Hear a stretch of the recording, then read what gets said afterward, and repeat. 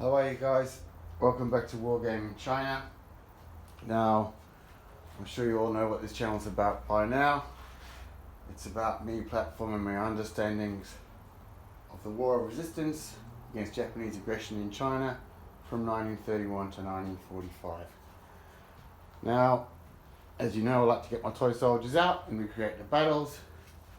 So here we are today at the third game.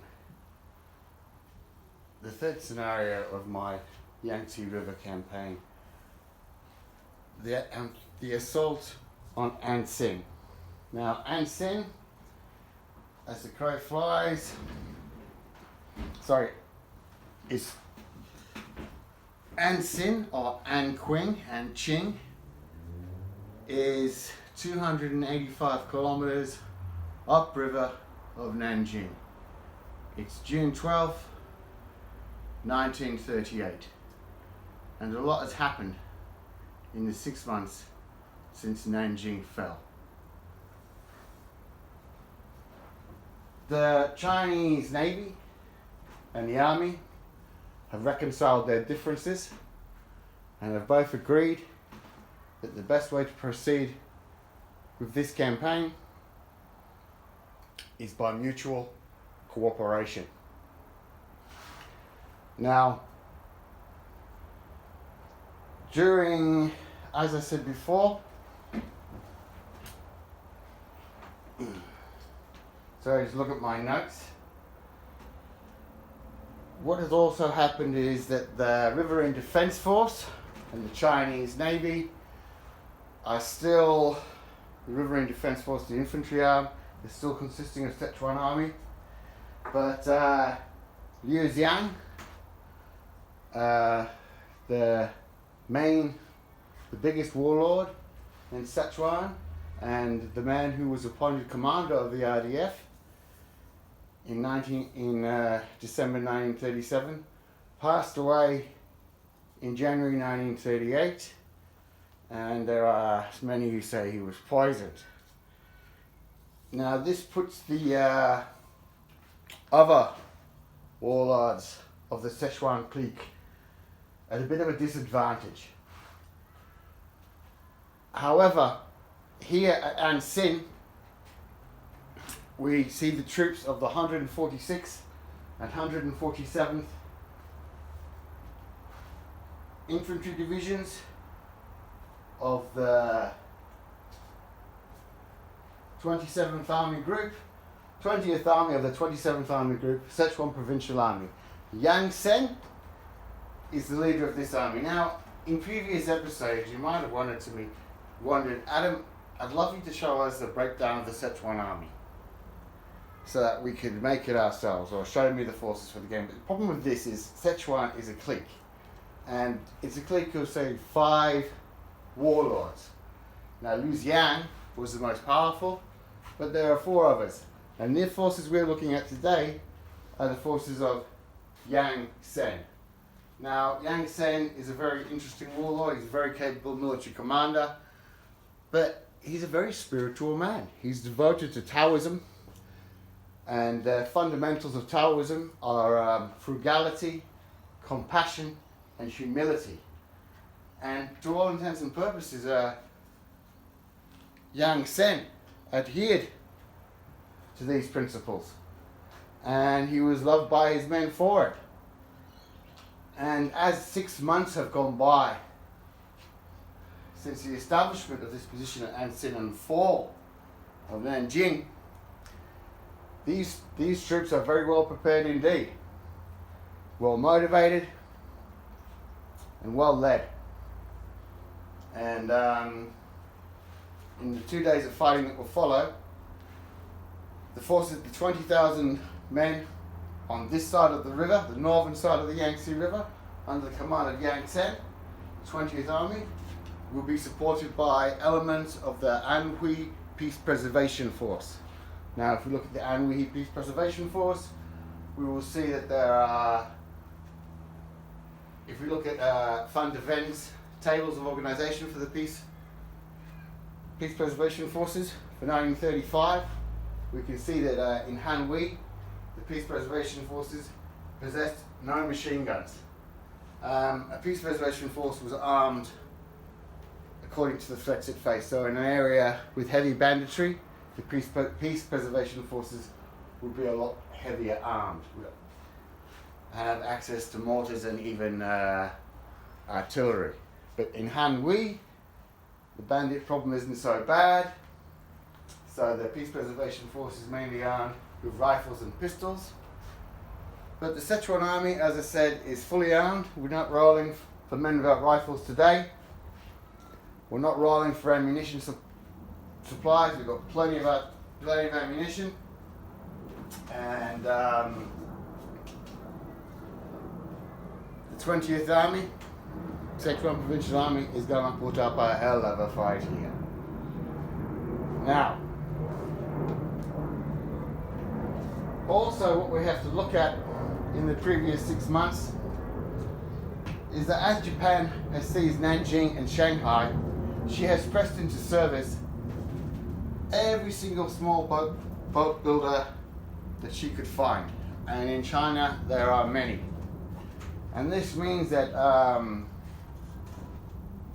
by June 1938, the Japanese will be fielding the Japanese Army and Navy will be fielding a cornucopia of small water vessels for riverine patrol, reconnaissance and supply duties. Now here are 3 ships that I've seen pictures of in film footage, and they belong to the Chinese Navy. I made these from toys. They were a few bucks each, and I converted them to I don't know what these are called, this type of naval craft. These type of vessels were not very well catalogued. I do know that the vessel itself, using the toy hull that I had, is a bit short, but the light patrol craft seems to me to be just right. So there you go. I built 3 more support vessels for this game. Now, there are many difficulties about this location of attacking Antsin. And the main one is that the current is moving at 5 knots. And this will represent a hell of a problem to the Japanese landing craft, because no landing craft does over 11.5 knots. So even though the Japanese Navy and Army were working together with lots and lots of airstrikes and offshore bombardment, the approaching landing craft suffered heavily from small arms fire from the defending Guangdong infantry, and fixed 3 fixed artillery forts east of the Antsin.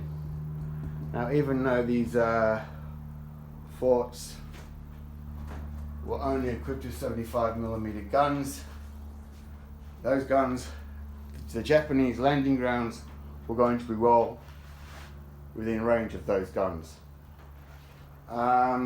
So the forces on the table for the Chinese, it's 1 infantry regiment and 3 companies of Anhui peace preservation forces, backed up by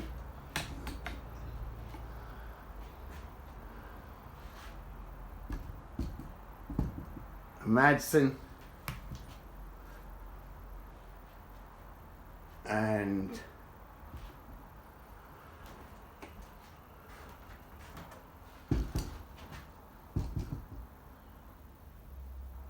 a 37mm infantry gun. The Chinese will get some air support, but their air will overwhelmingly be controlled by the Japanese. Now, as I said, Antsin had approximately 20,000 troops at his disposal to defend Antsin, and the Japanese army, consisting of the Central China Expeditionary Army, numbered 80,000. And historians estimate the Japanese strength involved in this battle at 100,000. Now, I will break down those forces, but first I want to get back to the Yangtze. Now, if you remember, in my presentation about the Battle of Jiangyin, the siege of Jiangyin, we saw that the Japanese Navy had delayed the advance, the Chinese Navy had delayed the advance of the Japanese Navy from August until December, and that was crucial because in August is when the rain stops and the river level starts dropping fast after August.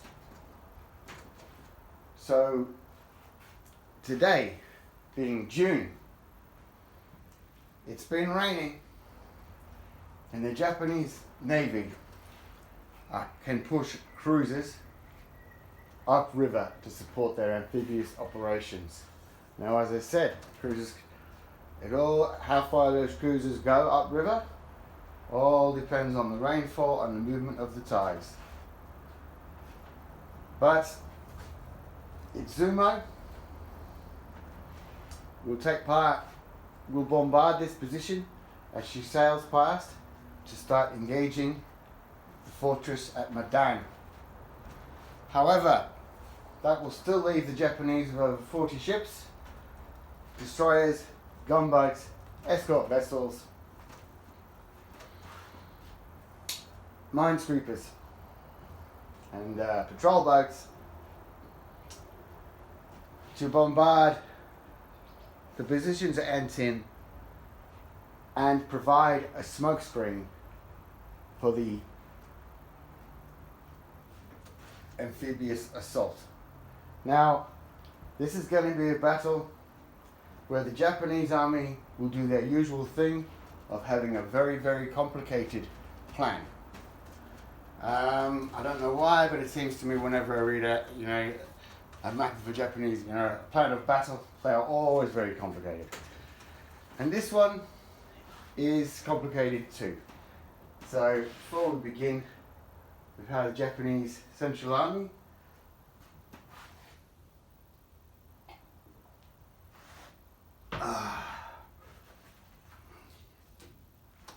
of General Shunroko Hata. Okay. This is the 12th of June. On the 10th of June, a Japanese fleet of 100 ships had been in position off Datun, further downriver to the south, about 30 kilometers downriver on the southern bank. Now, this Japanese fleet of over 100 ships had been bombarding Datun for 100 days. And while it had done this, its service vessels, minesweepers, and had been clearing the booms and the minefields that protected Datun. Once these had been cleared, the Japanese launched their assault. Now at Datun, the Japanese were totally defeated. They failed to gain the beachhead after 3 separate assaults. However, I couldn't find a map or many details at all about the Chinese standard at Datun. So I moved on to here, Antsin, which is 30 kilometers upriver. Now, by the evening of the 11th of June, even though the Japanese were struggling to get any movement ashore at Datun, they had still made amazingly quick progress at clearing booms and minefields. As I said, in the 6 months previous, the boat building yards of China had been busy, and Japan was producing riverine minesweepers at a hell of a rate. And on the 11th, by the evening of the 11th, all the mines had been swept, and the assault on Antsin would begin. Now, as I said, it's a complicated plan, so we'll start with the amphibious forces first. Now, at Putsiadu, to the west, at Putsiadu to the east, 5,000, 2 brigades of Japanese infantry land and assault the position defended by 1 battalion of the 146th Division and the local Anhui Peace Preservation Force. Putsiadu is about 15 kilometers from the defensive line, spreading around the east of the Chinese position. Now, these 5,000 men then proceeded to attack the line, the eastern line, eastern side of the Chinese position. Now, during the night of the 11th, while these positions were under heavy bombardment, again, new vessels that the Japanese had built, this time Type E landing craft. Those are the type with the propeller on the back, propelled by a propeller on the back of it, an aircraft propeller mounted on a box above the rear of the boat. And now these transported Special Naval Landing Forces, I believe it was Special Naval Landing Forces, a force of 1,200 men west, and landed them at Shiku. And on the morning of the 12th, the Japanese Navy and a 12,000 strong force in 3 waves would begin its assault on Antsin. Now, the first Japanese assault failed. It was driven back mercilessly by the Chinese infantry. And the reason for this, other than the speed of the river and the difficulty of using a smoke screen to cover the landing, was because of these reed beds. These reed beds were extensive. The reeds were extremely high, and when you climbed out of them, you had to face the Chinese positions on the top of the dike. The Yangtze is high here, so these reeds would, in the dry season, these reeds would extend even further. But these reeds will play hell for the Japanese landing craft and their attempts to disengage troops, and the first wave will be decimated and fail. Now, didn't deter the Japanese. They pulled back, poured in more artillery and naval bombardment, and then proceeded later in the afternoon to successfully to assault the positions of the 20th Army along the Yangtze. Now, whilst all this is happening, elements of the Central Chinese Expeditionary Army, Central China Expeditionary Army, have been derailing at the railhead at Luqiao. And a force of 80,000 men is approaching Antsin from the northwest. From the northwest and the north, in 2 columns.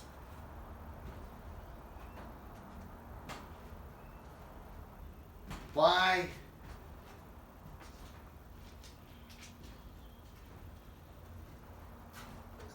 the 80th Army consists of 6 infantry divisions, 2 tank regiments, 3 independent artillery brigades, independent engineer brigades, independent infantry brigades. It is a massive, well-organized force, and it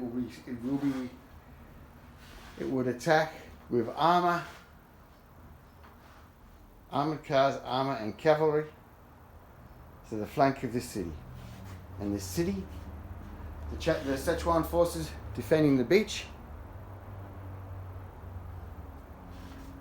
we push back into the city, and the city will fall the next day on the 13th. Now, resistance here, as I said, by the Chinese was almost fanatical, but Yang Sen did lead elements of his army away from the battle, but it was a much depleted army. Chinese casualties here would probably end up 70%. As far as the Japanese go, some historians say the Japanese put the Japanese casualties high as 36,000 dead to take in this operation alone. So a huge battle, one that obviously I can only fight a chunk of and I had to compress, but certainly worth trying to recreate on the war games table. Now,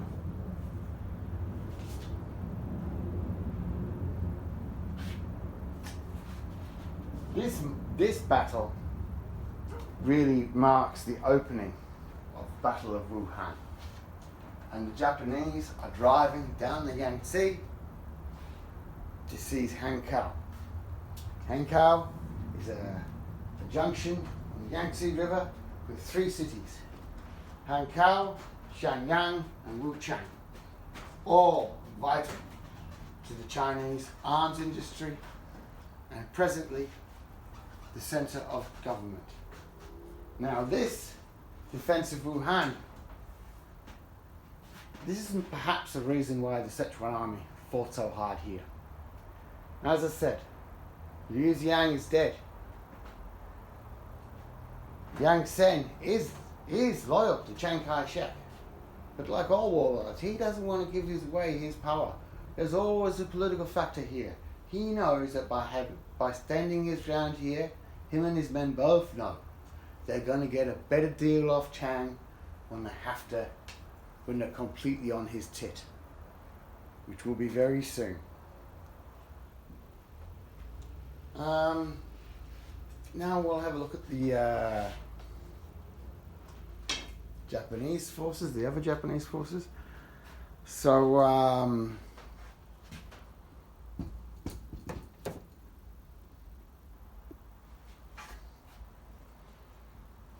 I'll be approaching the, this is the flanking attack of the Central Chinese Expeditionary Army, and this is the flanking attack of the Special Naval Landing Force attacking from Putsiadu. Now, what I'm going to do in this battle is I will be, when a landing craft makes successfully lands its cargo, it will then automatically be taken off the table and restart at the other end of the table with another load of infantry. So the Japanese are attacking this in a strength of 6 battalions, and it's been held.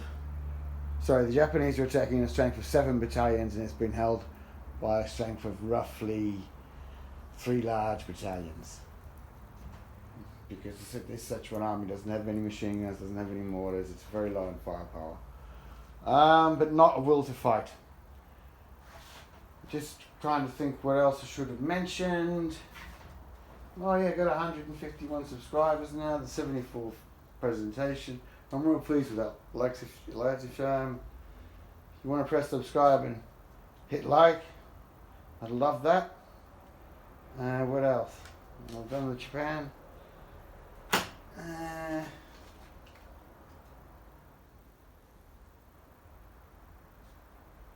Wow, I can't believe it. I got through everything without too many hiccups. Alright, mate.